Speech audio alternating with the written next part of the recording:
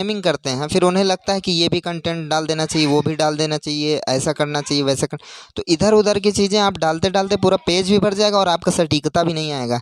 तो इसलिए मैं कह रहा हूँ कि जब भी कोई क्वेश्चन लिखिए, जैसे कि अगर आप भूगोल की बात करें तो भूगोल में जैसे पृथ्वी की आंतरिक संरचनाएं पूछी हैं, तो उसकी आंतरिक संरचनाओं के बारे में बता दीजिए, फिर ओवरव्यू दे दीजिए कि इससे क्या लाभ हुआ, क्या हानि हुई, या फिर अगर इसको आप इस तरीके से लिखिए कि कैटेगरी वाइज ना करके सीधा लिख दीजिए कि ये पॉइंट था, ये चीज़ें हुई, और निष्कर्ष लिख दीजिए।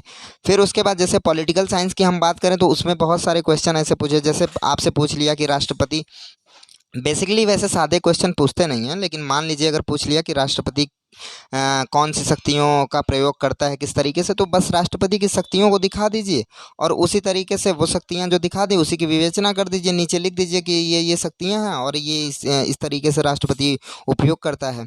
अब बात हम करते हैं तीसरे टॉपिक की, जैसे आईआर का मामला है, इंटरनेशनल रिलेशनशिप। तो उसमें क्या होता है, जैसे मान लीजिए पूछ लिया कि भारत और पाकिस्तान के संबंध क्यों प्रगाढ़ नहीं हो रहे हैं, तो उसमें आप बेसिकली दिखा सकते हैं कि भारत और पाकिस्तान, भारत तो चाहता है लेकिन पाकिस्तान नहीं चाहता। भारत, जैसे भारत के प्रधानमंत्री साहब हैं, वो बार बार हम पूर्व ईस्ट लुक एट की नीति पे विश्वास करते हैं। सबसे पहले पड़ोसी राज्यों की बात करते हैं, पड़ोसी देशों की बात करते हैं। तो इस तरीके से भारत तो चाहता है, लेकिन पाकिस्तान या चाइना जैसे देश जो अतिक्रमण करना चाहते हैं दूसरे के भूभागों पे, या फिर आतंकवाद फैला रहे हैं, या फिर और भी चीज़ें हैं, तो इन सब चीज़ों को जैसे दिखाया जा सकता है उसमें कि प्रगाढ़ता क्यों नहीं आ रही है। अगर इधर के नेता उस चीज़ को मानने को तैयार हो तो उधर के लोग क्या कर रहे हैं, क्या ये इस प्रयास को वो सफलतापूर्वक कर रहे हैं कि विफल करने के प्रयास में लगे हैं। तो इन सब तरीके से जैसे आईआर का भी हमने टॉपिक जिक्र किया। फिर हम बात करते हैं इन्वायरमेंट की। इन्वायरमेंट में बहुत सारी चीज़ें हो रही हैं, जैसे अभी हाल ही में देखा उत्तराखंड में जोशीमठ का मामला। तो ऐसे ही बहुत सारी चीज़ों पे, ऐसा ज़रूरी नहीं है कि आपको सब चीज़ें पता हों, लेकिन ये भी है कि आपको कुछ कुछ तो चीज़ें पता हों। जो चीज़ें पता हो उस पे सटीकता आपकी कितनी है, ये मेज़र करता है। दूसरी बात, मान लीजिए हम लोग क्वेश्चन जैसे लिखना स्टार्ट किए, फ्रेमिंग, कोई क्वेश्चन आया, जैसे हरित, फॉर एग्जांपल हरित क्रांति पे क्वेश्चन आया। अब उस पे हम सोचने लगते हैं इसमें क्या लिखें, कैसे लिखें।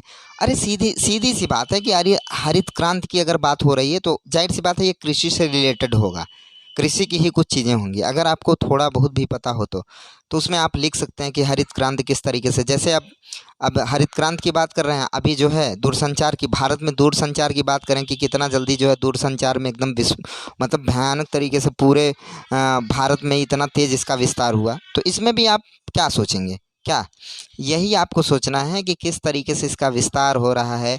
आखिर में दूरसंचार में कौन कौन सी, जैसे जियो रिलायंस आया 2014 में, 14 में आया था, 15, 16, 17 इस तरीके से फिर मिलने लगा 4G। तो कितना तेज़ लोगों के पास 4G फ़ोन अवेलेबल हो गया, 4G की सिम अवेलेबल हो गई। तो इस तरीके से बहुत सारी चीज़ों पे व्यू आप अपना बना के रखिए। जैसे अभी एक करंट में मामला चल रहा है, वो इजिप्ट का है। इजिप्ट में अडानी ग्रुप जो है वो अपनी कंपनी के थ्रू कुछ वहाँ पे कोई प्रोजेक्ट या प्रोग्राम कर रही है।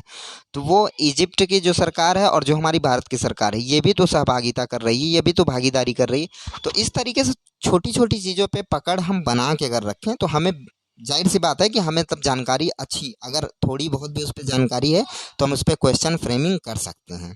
और इसी तरीके से छोटी छोटी वीडियो हम बनाते रहेंगे, आप लोग देखते रहिए, गाइडेंस हम करते रहेंगे। बाकी अगर कोई चीज़ अगर रह जाती है तो आप व्यक्तिगत तौर पे भी मुलाकात कर सकते हैं, यूट्यूब पे आप कमेंट कर दीजिए तो मैं उसको देख लूँगा। देखने के बाद मैं खुद ही चाहूँगा कि ज़्यादा से ज़्यादा अच्छी चीज़ें आप लोगों को अवेलेबल कराई जाएँ, प्रोवाइड कराई जाएँ।